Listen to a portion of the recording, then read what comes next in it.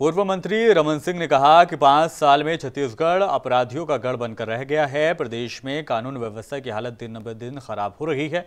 बढ़ते शहरीकरण के चलते अपराध का बढ़ना अलग विषय है। अपराध नियंत्रण अभाव में अपराधियों के हौसले बुलंद होना चिंता का विषय है। वहीं पूर्व मुख्यमंत्री रमन सिंह ने कहा कि राजनीति और प्रशासन के संरक्षण में छत्तीसगढ़ में माफिया राज हावी होने लगा है। प्रदेश में कानून व्यवस्था दुरुस्त करने के बजाय पुलिस की भूमिका वीआईपी ड्यूटी और नेता मंत्रियों के बंगले के चक्कर लगाने से ज्यादा दिखाई दे रही है। कि इतनी घटना होने के बाद वहां पोटा केबिन में बलात्कार होने के बाद न कार्रवाई हुई, न उसके एफआईआर ढंग से दर्ज होते। और सबसे बड़ी बात यह है, इन घटनाओं को लगातार बढ़ावा मिल रहा है।